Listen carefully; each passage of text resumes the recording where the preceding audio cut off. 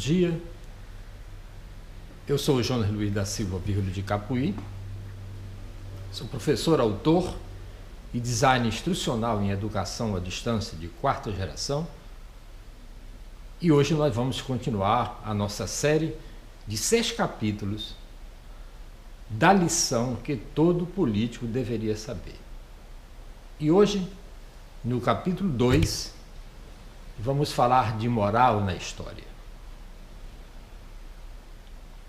No final desta fala, você deve entender as principais concepções sobre o bem e o mal, conhecer na antiguidade a ética grega, na Idade Média a ética cristã, na Idade Moderna a ética antropocêntrica e na Idade Contemporânea a ética do homem concreto e as principais concepções sobre o bem e o mal. A moral é uma construção humana, social. Mas, como o ser humano é um ser social e a sociedade sofre transformações ao longo da história, podemos dizer que a moral caracteriza-se também por um ser, uma construção histórica.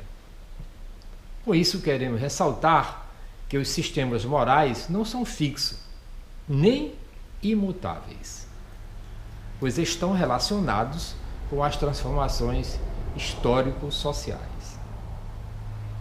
Assim, embora os sistemas morais se fundamentam em valores como o bem, a liberdade e a virtude, o conteúdo de que seja o bem, a liberdade e a virtude varia historicamente, dando origem a moralidades e concepções éticas diversas. No limite, poderíamos dizer que vício e virtude são questões de tempo e de lugar. Vejamos algumas das concepções éticas mais significativas que marcaram os grandes períodos da história.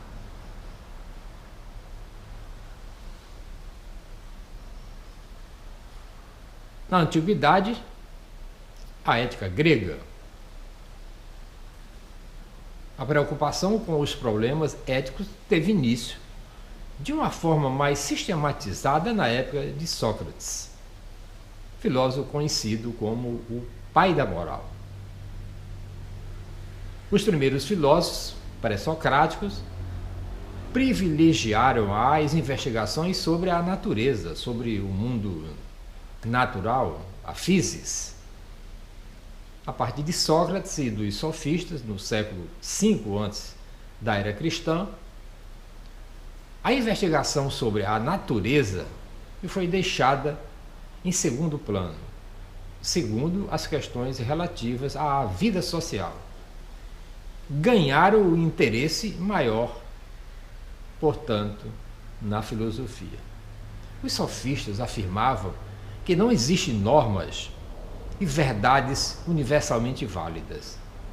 Com isso, caíram no que chamamos de relativismo e subjetivismo, que Protágoras expressa nos seguintes termos: o homem é a medida de todas as coisas. Em outras palavras, o que é bom ou ruim, o que convém ou o que não convém, depende do julgamento pessoal de cada um de nós. Sócrates não aceitou essa proposição dos sofistas, que, levada ao extremo, conduziria a um total desregramento social, já que ficaria a cargo de cada indivíduo decidir o que é melhor em cada ocasião. Ao contrário dos sofistas, Sócrates sustentou que existe um saber universalmente válido, que decorre do conhecimento da essência humana, a partir da qual se pode conceber a fundamentação de uma moral universal, ou seja, seria possivelmente construir uma moral universal baseada no conhecimento do ser humano. Conhece-te a ti mesmo, dizia Sócrates.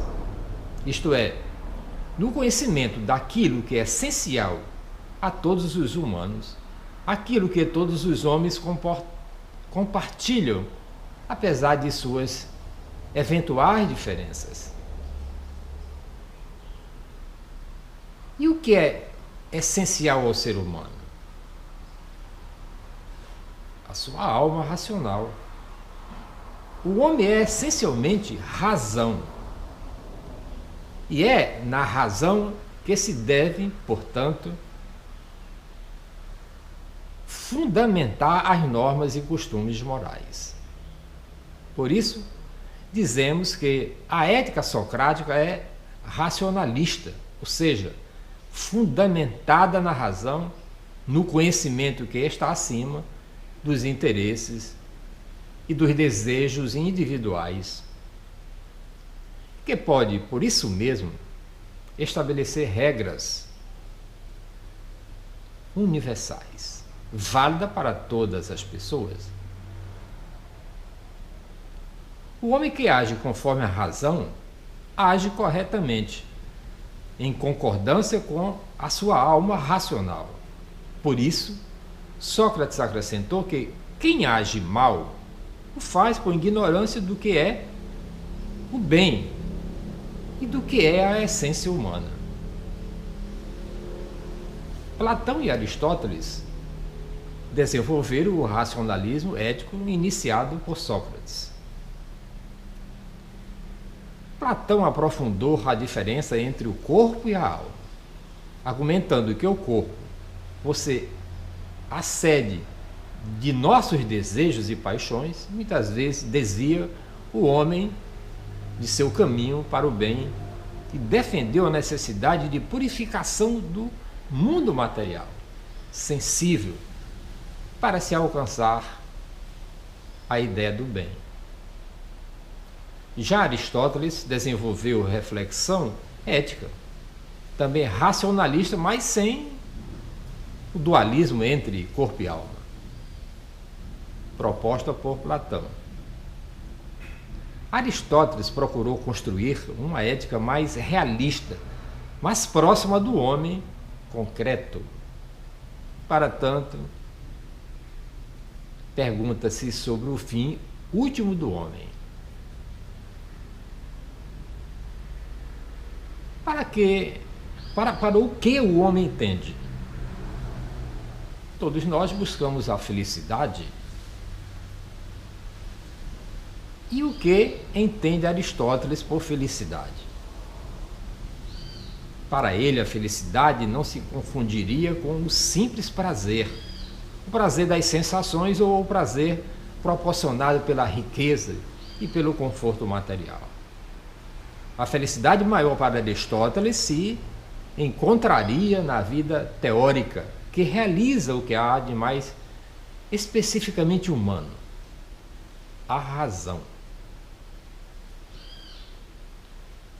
O homem que se desenvolve no plano teórico, contemplativo, pode compreender a essência da felicidade e realizá-la de forma consciente. Na análise aristotélica, isto seria o privilégio de uma minoria. E o homem comum, aquele que não pode se dedicar à atividade teórica, aprenderia apenas através do hábito a agir corretamente.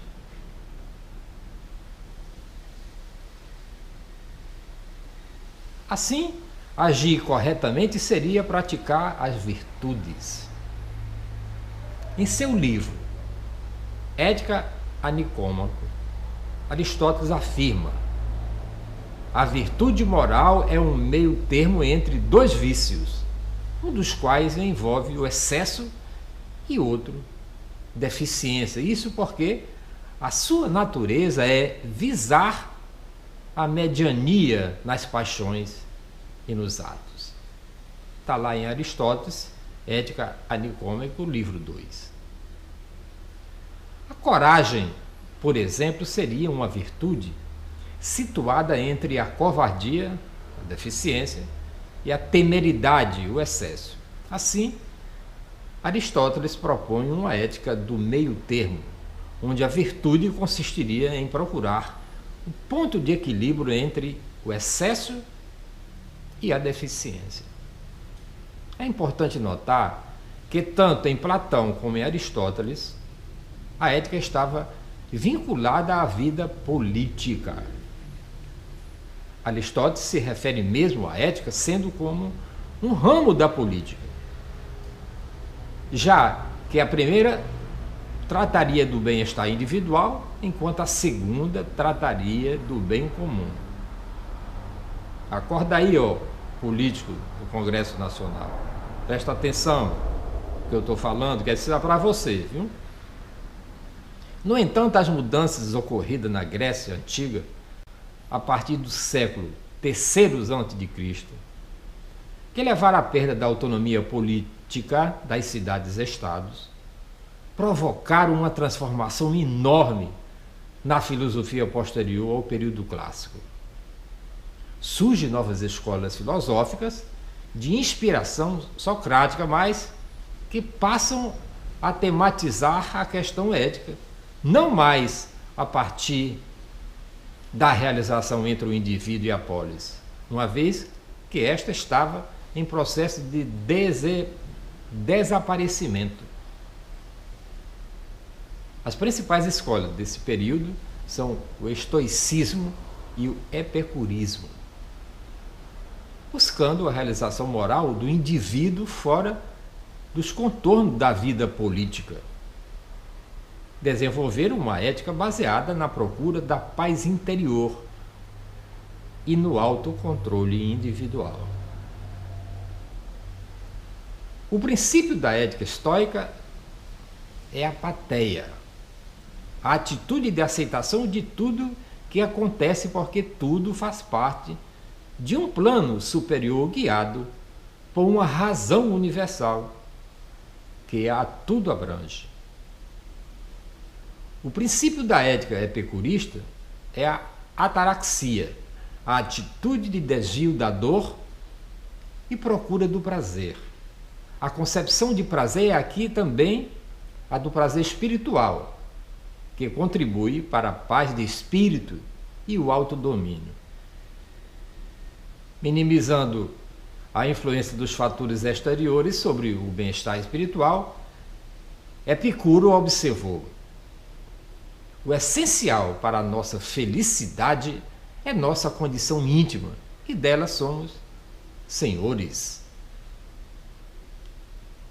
Agora vamos dar um salto para a Idade Média, onde encontramos a ética cristã.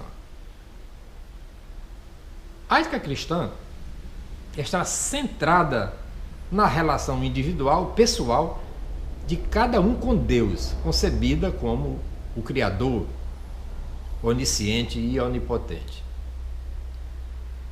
Vejamos como isso se explica.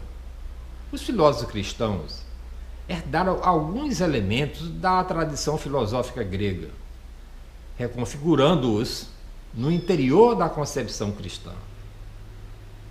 Assim, por exemplo, a ideia de purificação da alma da filosofia de Platão foi refigurada por Santo Agostinho, século III. Uma ideia da necessidade de elevação ascética para se compreender os desígnios de Deus.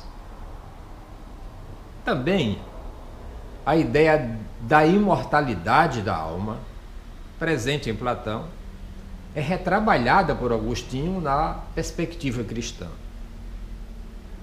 Da ética aristotélica, Santo Tomás de Aquino, no século XIII, recuperou a ideia de felicidade como o fim último dos homens, mas cristianizou essa noção quando identificou Deus como a forma dessa felicidade. Porém, o que diferencia radicalmente a ética cristã da ética grega são dois pontos: o abandono do racionalismo a ética cristã abandonou a ideia de que é pela razão que se alcança a perfeição moral e centrou a busca dessa perfeição no amor e na boa vontade. A emergência da subjetividade, acentuando a tendência já esboçada na filosofia de estoicos e epicuristas. A ética cristã tratou a moral do ponto de vista estritamente pessoal, como uma relação entre cada indivíduo e Deus, isolando o indivíduo de sua condição social e atribuindo à subjetividade uma importância desconhecida até então. Assim, enquanto para Platão e Aristóteles a liberdade era concebida como uma capacidade do indivíduo entendido como cidadão, ou seja, o indivíduo que faz parte da vida política, a ética cristã passou a conceber a liberdade não mais no terreno da vida política, mas na relação interior de cada um com Deus. Isso se inicia com Santo Agostinho, que ao tentar explicar como pode existir o mal se tudo vem de Deus, e Deus é bondade infinita, introduziu a ideia da liberdade como livre-arbítrio, isto é, a noção de que cada indivíduo pode escolher livremente entre aproximar-se de Deus ou afastar-se dele. O afastamento de Deus é que seria o mal, de acordo com Agostinho. E com a noção de livre-arbítrio, de uma escolha individual, ele acentuou o papel da subjetividade humana nas coisas do mundo. O livre-arbítrio é o meio pelo qual o homem realiza a sua liberdade. Mas, de acordo com a concepção cristã, cada indivíduo pode usar bem ou mal esse livre-arbítrio, que estaria à origem de todo o mal. Por outro lado, o conceito do livre-arbítrio esvaziou-se. A noção grega de liberdade como possibilidade de realização plena dos indivíduos em seu meio social. Em outras palavras, diminuiu a importância da dimensão social da liberdade. E esta passou a ter um caráter mais pessoal, subjetivo, individualista.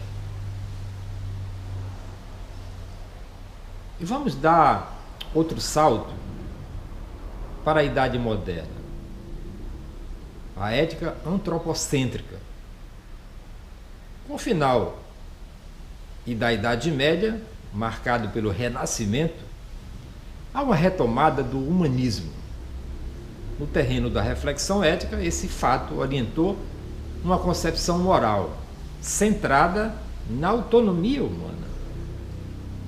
No iluminismo, essa orientação fica mais evidente, pois os filósofos passam a defender que a moral deve ser fundamentada não mais em valores religiosos, mas em valores oriundos da compreensão acerca do que seja a natureza humana.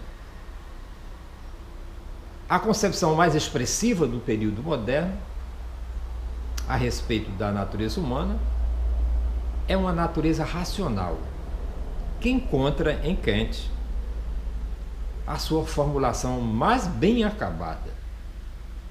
Em seus textos, Crítica da Razão Prática e Fundamentação da Metafísica nos Costumes, Immanuel Kant aponta a razão humana como uma razão legisladora capaz de elaborar normas universais, uma vez que a razão é um predicado universal dos homens. As normas morais têm, portanto, a sua origem na razão. Embora em Kant as normas morais devam ser obedecidas como deveres, A noção kantiana de dever se confunde com a própria noção de liberdade. Porque em seu pensamento, o indivíduo que obedece a uma norma moral atende à liberdade da razão. Isto é, aquilo que a razão, no uso de sua liberdade, determinou como correto. Dessa forma, a moral é o reconhecimento de sua legalidade conferida pelos próprios indivíduos. Kant reforça essa ideia ao dizer que só pode ser considerado um ato moral aquele ato praticado de forma autônoma, consciente e por dever. Com isto, ele acentua o reconhecimento do dever como uma expressão da racionalidade humana, única fonte legítima da moralidade. A clareza dessa ideia kantiana é expressa da seguinte forma: age apenas segundo uma máxima, um princípio, tal que possas, ao mesmo tempo, querer que ela se torne lei universal. Está escrito em Kant, Fundamentação da Metafísica dos Costumes, na página 56. Dê uma olhada lá para você fixar esta frase. Essa exigência é denominada por Kant imperativo categórico, ou seja, é uma determinação imperativa que deve ser observada sempre em toda e qualquer decisão ou ato moral que venhamos a praticar. Em outras palavras, o que Kant quer dizer é que a nossa ação deve ser tal que possa ser universalizada, ou seja, que possa ser realizada por todos os outros indivíduos sem prejuízo para a humanidade. Se não puder ser universalizada, essa ação não pode ser moralmente correta e só poderá ser realizada com exceção, nunca como uma regra. Vejamos como Kant se expressa a esse respeito. Se prestarmos atenção ao que se passa em nós mesmos sempre que transgredimos qualquer dever, descobriremos que, na realidade, não queremos que a nossa máxima se torne lei universal, porque isso não é impossível, nos é impossível. O contrário dela é que deve unicamente continuar a ser lei. Nós tomamos apenas a liberdade de abrir nela uma exceção de nós. Emmanuel Kant, Crítica da Razão Pura, página 63. E por que nós realizamos atos contrários ao dever e, portanto, contrário à razão? Nós perguntaríamos.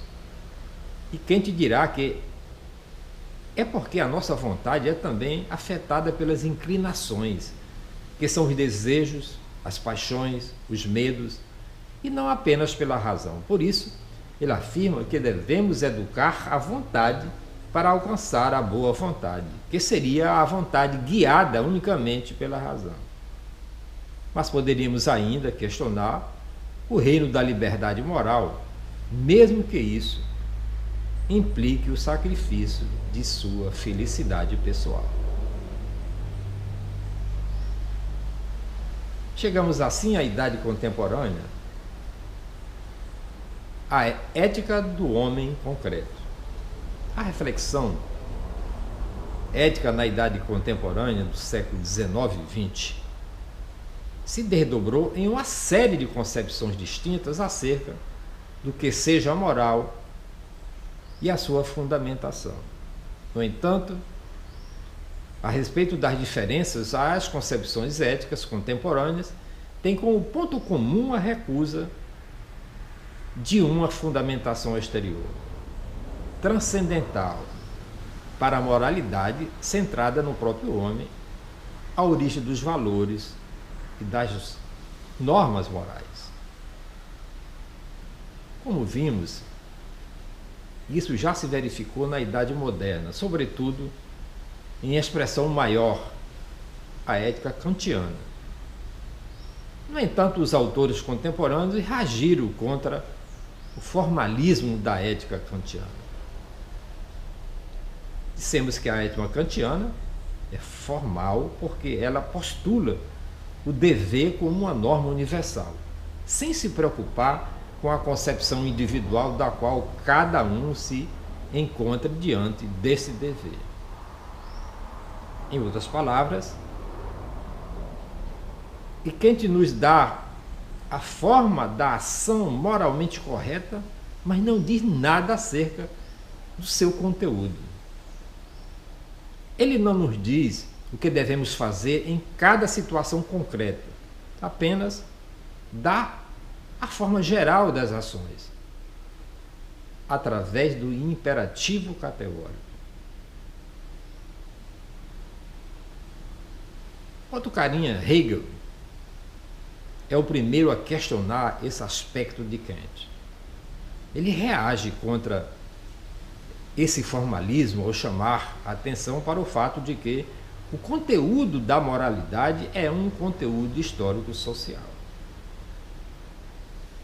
De acordo com Hegel, Kant considera a moral apenas como uma questão pessoal, íntima e subjetiva, na qual o sujeito tem que se decidir entre suas inclinações, desejos, medos, etc.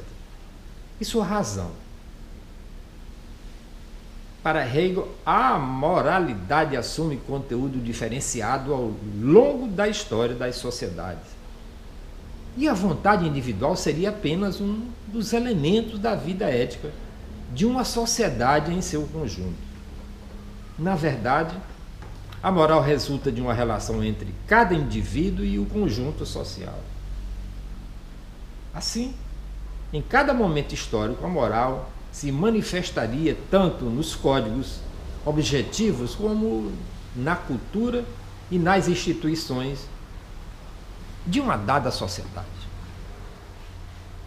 Ao fazer essas críticas, Hegel chama a atenção para uma influência da ética kantiana que não leva em consideração a história e a relação dos indivíduos com a sociedade se reduz a uma ética formal, que não aprende os conflitos reais existentes, mas nas decisões morais. A crítica de Hegel a Kant é uma conquista definitiva na reflexão ética contemporânea, mas há também questões sérias que se originam da posição hegeliana a respeito da moral. Como vimos ao tratar da filosofia de Hegel, que ele concebe a história como um progresso contínuo, guiado por uma razão autônoma, universal, superior ao conjunto dos humanos. Assim, o próprio homem seria apenas um meio para o qual a razão absoluta se realiza. Temos aqui um grande problema.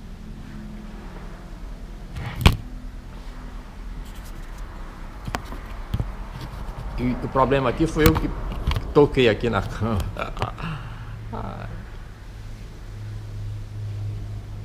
Onde fica a autonomia do sujeito? Se Hegel, o sujeito não é o sujeito individual, mas sim o espírito, ou a razão que se manifesta por meio dos indivíduos. Vários filósofos tentaram responder a essa questão. Essas respostas, embora em diferentes perspectivas, buscavam resgatar o indivíduo concreto, que na filosofia hegeliana havia se perdido na ideia abstrata de uma razão que paira sobre os homens, e combateu o racionalismo exacerbado. Aí me aparece outro carinha chamado Soren Kierkegaard, que também foi um crítico a Hegel, enfatizando a subjetividade como algo irredutível à sistematização racional. Além de inspirar a corrente existencialista, Kierkegaard influenciou também psicanálise, que, embora não seja uma concepção ética, desenvolveu elementos para se pensar a ação moral ou reconhecer a existência de uma esfera inconsciente que determina, em grande medida, as ações humanas. O ponto em comum entre esses pensamentos é a recusa do racionalismo absoluto a partir da existência do aspecto irracional presente no homem. Aí lá vem aquele carinha que todo mundo conhece ele como Nietzsche. Nietzsche, por sua vez, criticou o racionalismo ético porque considerava que há um elemento repressor na moral racionalista que impede o pleno desenvolvimento da liberdade. De acordo com Nietzsche, a civilização moderna teria desenvolvido uma moral de escravos, marcado pela disciplina e moderação das paixões e emoções fortes. A moral teria criado as noções de pecado, de culpa, de castigo, como uma forma de limitar o desenvolvimento da força vital. Sob o pretexto de tornar a sociedade democrática, regulada por normas que garantam direitos iguais aos indivíduos, a moral, no dizer de Nietzsche, teria contribuído para uma repressão dos impulsos mais propriamente humanos. A ética proposta por Nietzsche seria uma ética aristocrática, fundada nos desejos e na vontade de potência, tendo como modelo as virtudes guerreiras dos antigos gregos. É interessante observar que, embora tenha em comum com Kierkegaard a ênfase nos elementos subjetivos, Nietzsche encaminhou sua reflexão de forma radical para o questionamento da própria moral como elemento regular da vida em sociedade, o que não existe em Kierkegaard e nos existencialistas. Aí vem a psicanálise de Freud, que por sua vez também reconheceu o aspecto repressivo à moral, questionando o aspecto racional como elemento determinante da ação moral. Mas Freud não questionou a necessidade da moral como instância reguladora, pois sem ela a própria civilização humana estaria em risco. Já para outro carinha chamado Marx, o homem não é nem uma essência, nem um recipiente no qual o espírito se manifesta, mas um indivíduo que se forma e se constitui no interior das relações sociais nos quais vive. Em suas palavras, o indivíduo é o ser social. Com essa formulação, Marx quer enfatizar o indivíduo humano como essencialmente social. Assim, a moral é uma produção social e atende a determinada demanda social. Essa demanda deve, como vimos, contribuir para a regulação das relações sociais. Acontece que as relações sociais se transformam ao longo da história e, com isso, transformam os indivíduos e as moralidades que devem regular essas relações. Dessa forma, Marx compreenderá a moral como uma forma de consciência própria a cada momento determinado do desenvolvimento da existência social. Os valores que fundamentam as normas morais derivam da existência social e, portanto, não são absolutas, não valem de forma universal para todos os homens e para todos os tempos, mas têm um valor relativo às condições reais das quais se derivam. A liberdade, por exemplo, é um valor universal, mas teve conteúdos diferenciados ao longo da história. Na época moderna, a partir do desenvolvimento da sociedade burguesa, que significado assumiu a palavra liberdade?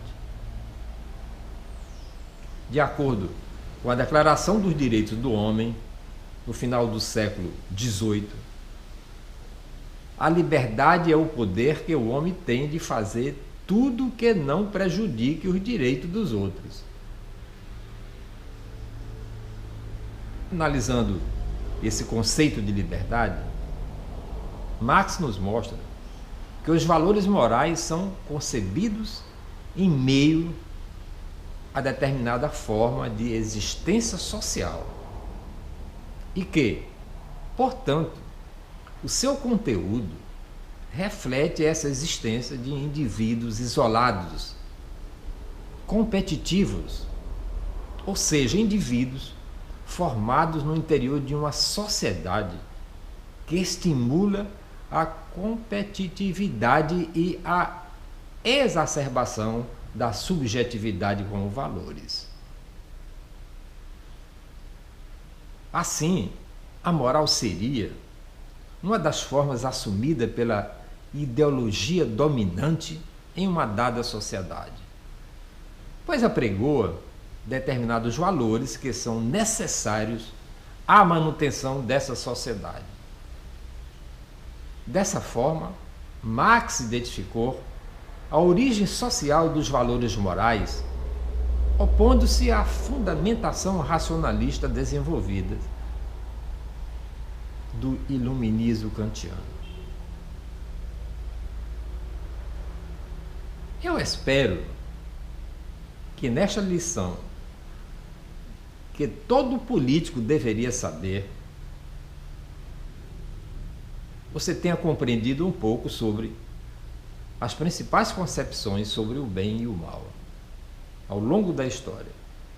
Na Antiguidade Ética, na Idade Média, a ética cristã, na Idade Moderna, a ética antropocênica, na Idade Contemporânea, a ética do homem concreto. Eu sou Jonas Luiz da Silva Verde de Capuí e na nossa próxima lição, que os políticos deveriam saber, que será o capítulo 3 de uma série de 6 capítulos, nós vamos falar sobre os valores morais. E eu aproveito para pedir que você assine nosso canal, que você indique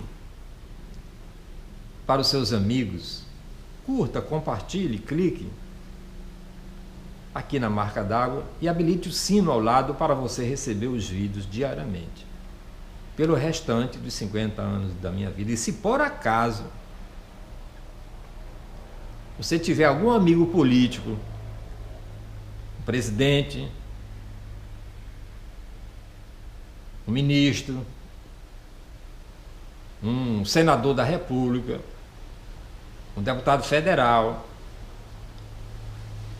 um governador, um secretário, um deputado estadual, um prefeito, um vereador, aprenda esta lição e faça para eles essas perguntas para ver se ele realmente leu e aprendeu esta lição. Se não,